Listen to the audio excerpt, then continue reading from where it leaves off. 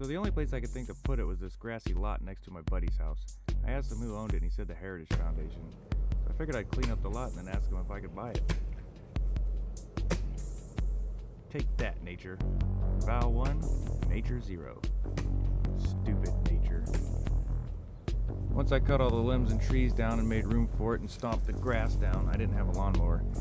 I thought I could get the camper up there with the exterior. The place used to have a house, I think, on it, but that was gone. The only reason I even think that is there's stairs leading up to it. So there's quite a steep incline at the beginning, as you can see. And as long as I can get up over that, whoa.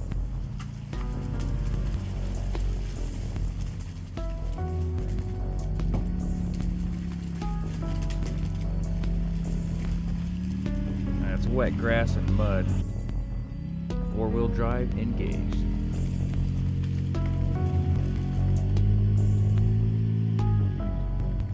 Man, I love that Xterra. Look at it.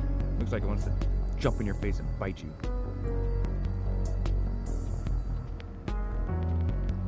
So that's inconspicuous, right? Lined up. Nobody will notice. Behind this house. These cars here in the lot are abandoned. So I think I can just keep it here. Buy the lot. Put a privacy fence around the lot there. And, I don't know, maybe cover it with like clear plastic, make just one big greenhouse, just have the camper parked in a greenhouse. See those stairs there to the left? That's what makes me think it used to be a house, because those steps don't go up to like a sidewalk. See, they just go up to just grass. It doesn't make any sense. It's like stairs to nowhere, so I'm assuming there used to be a house there. But yeah, I got plans for this lot.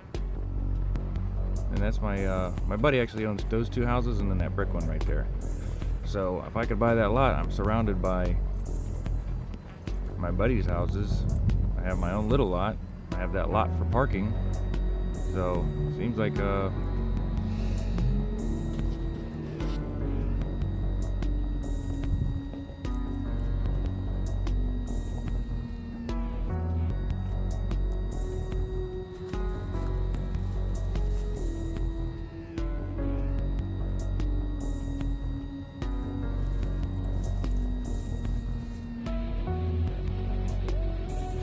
So I brought my little one to help me throw away all the stuff from the previous owner. I got it fairly cleaned up. It looks like it's in good shape.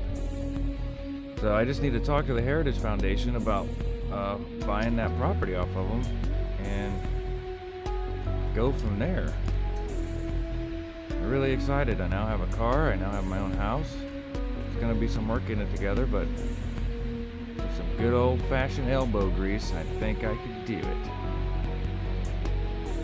Braddock kind of reminds me of New Orleans as far as like post-Katrina rundown.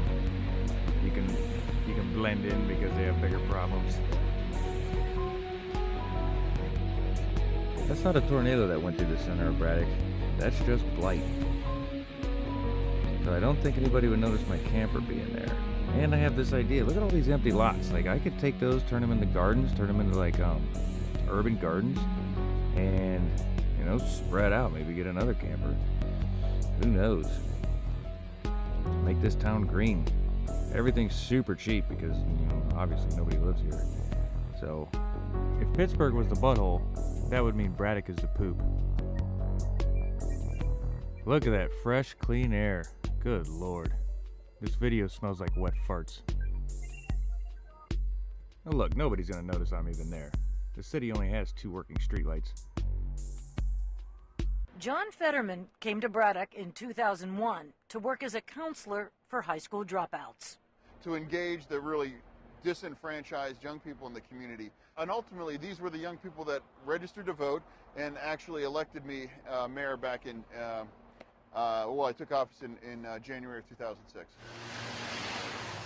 He took over a town plagued by unemployment and violence, and he's been passionate about it. He tattooed Braddock's zip code on his left arm. When he took over, the town's streets were a mix of abandoned buildings, empty lots, and closed shops. As mayor, he set out to bring change, turning the vacant lots into gardens and basketball courts. That the region with its rich industrial heritage could once again lead the nation is John Fetterman's hope for this small river town. Roseanne Skirble, VOA News, Braddock, Pennsylvania. Well, even though me and Fetterman were on the same page, turns out Uber and CMU and Google wanted to build a facility there and make it the hub for driverless cars. And when the city council found out about that, all this money that was coming to town, they decided to change the codes and clean it up. No more abandoned cars, no more abandoned lots, no more garbage everywhere, and certainly no more campers. So I had to go. I panicked and moved it to this lot across the street from my employer. Nobody was using it, and it's surrounded by abandoned cars and trucks. This is a rubber roof. It's decayed. I guess the UV, I guess that's just sun damage and not caring for it. The roof, I think, is supposed to be white. It's black. You can see the ice on it. So I covered it up using the crispiest sounding tarp known to man, apparently. Trying to keep the water out of it so there's no more damage. It's a little bit warmer out that particular day, that's why I did it on this day, but there was many more freezing days after this. I'm combining weeks of footage into one 15-minute video. So there it sat until the weather got nicer. I kept busy. Healthy body, healthy mind. The only heat we had in our shop was the wood-burning stove. So we kept working. I kept counting the days. Every morning I'd go out there and look at my new camper. Daydreaming about the day I could move in. I found this guy that had a rubber roof. Well, it was a rubber roof, but it was for like a garage. And it was really thick. Because I looked up rubber roof replacements for RVs and campers, and they're thousands of dollars. And I don't have thousands of dollars. So I found this rubber roof. The guy used it to re-roof his garage. And he said there was like 35 feet of rubber in the roll. So I was like, man, let me get that. I don't remember what I paid for it, like $100. Maybe $200, but it was real thick. It's about 4 times thicker than the rubber roof you'd get for your camper. So I bought it. I had no idea how heavy it was going to be. And I drug it home.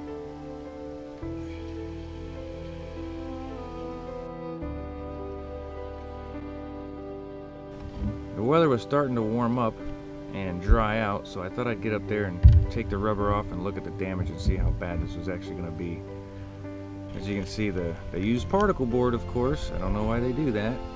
As you can see, it's just mush. It just comes off in your hand. And the glue that they use to glue that stuff down is horribly sticky, even after years of damage. This part, removing this trim, is probably the hardest part I had to do for the whole roof project. This part was the hardest part. That probably took a whole day just to remove that one strip.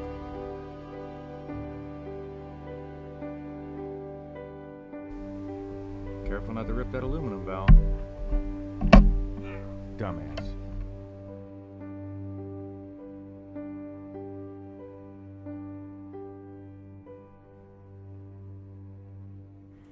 Well, now that I opened a giant hole in the roof, I needed to cover it back up because I didn't have wood to replace that, and the weather wasn't quite warm enough to actually start this project. I just wanted to see the damage.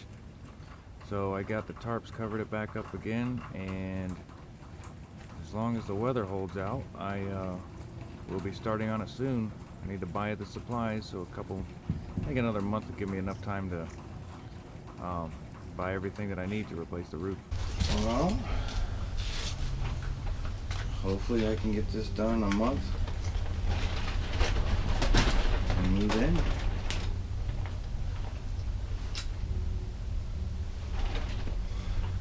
If I had some help, I could get this fixed in 2 days. 2 good days, maybe 3. Somebody to help me do the roof. 2 people to help me do the roof and the ceiling. And then while we're doing that, somebody can like bleach everything and kill all the mold. then I can move in.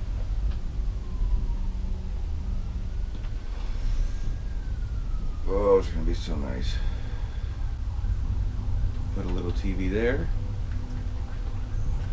I was thinking about taking this couch out to put a wood burning stove right here, but I don't know, because the wood burning stove is only good for half of the year, and then I don't have a chair for half of the year. I want to extend this out somehow so I have more countertop. I was going to make this a desk with a wood burning stove, but that doesn't leave a lot of room for a chair. I'm going to fill this wall in so it's a solid wall, and I can get off of work and just walk over here and fucking make dinner and relax. It's gonna be so nice. Unfortunately, the guy that's letting me park this here said I can't live in it here. I offered to buy this piece off of him, but he doesn't know what that would take to. We'll see. He was annoyed that I parked it here, but I think we've become friends. I need to get solar panels. I need to get gas for the stove. I'm thinking about, I don't know if I want to replace the stove just yet, because I can use the gas. But if I have solar power, I could get induction cooktop and not have an oven, and then I have A, more storage, and B, I wouldn't need the gas. I don't know how this is heated. I guess I can look in the owner's manual, but I imagine that takes a lot of gas. I want to be in this thing before summer. It's got AC, which uses a lot of electricity, but hopefully the solar panels will be able to handle it. It'd be even better if I had a place to park this thing that was mine, in my own land, and I could park this. That would be even better. And then I wouldn't have any bills. It's $500 extra a month. If I'd have like over $1,000 in disposable income a month. I gotta get another tarp. This tarp only covers half the ceiling, and like the way I got it set up, it doesn't really work. It keeps a lot of the rain out, but it still leaks, and it still leaks in places that are getting bad. So section off a part of this property and sell it, or especially if I'm going to take the roof off. So I don't want to take the roof off and then have it pour rain into the camper. That would not be good. But I have all the LED lights picked out, so that'll save electricity. The induction stove would save energy. Like, really, I wouldn't be running, I mean, the TV would take most of the electricity, and I don't really even watch that much TV. Maybe a movie once in a while. It desperately needs a woman's touch, though. I was thinking today, like, it feels like my camper, but it doesn't yet. And I think once I move at least some of my stuff in, then it'll change the dynamic. It'll change the feel of it entirely, which I'm looking forward to. Just having my stuff in here. I'm thinking about moving it in like little by little, but I gotta clean it, and I don't want to clean it until I do the roof. So everything depends on something else happening before that.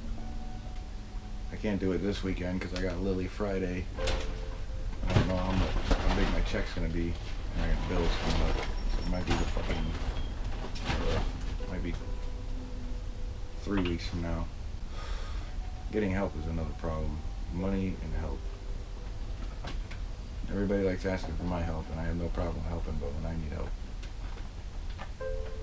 all you hear is crickets.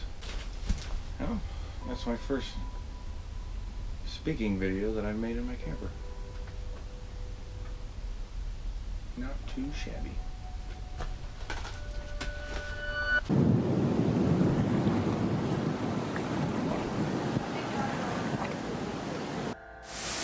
Pittsburgh doesn't really have thunderstorms. Not like Illinois. It doesn't have tornadoes. It doesn't have hurricanes like New Orleans.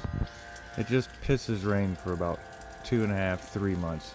If you're trying to remodel something, especially something that has water damage, it's just not going to happen. Everything's so wet, everything's so humid, everything's just bogged down with water. And if you're trying to move stuff, it makes it difficult because everything's muddy. Muddy forever. Mud and water is like my worst enemy when it comes to RV campers and remodeling things. Because everything that I have is has water damage, or has to be pulled somewhere where there's mud.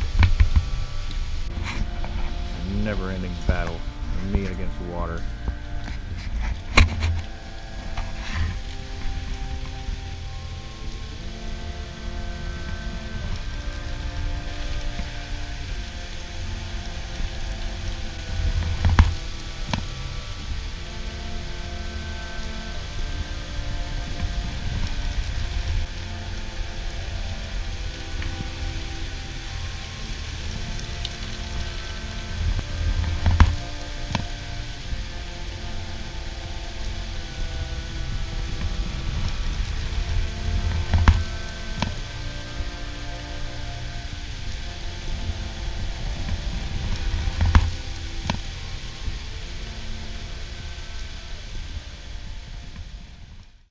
After 6 months of no sunlight, God finally lifted the no-fly zone order above Pittsburgh.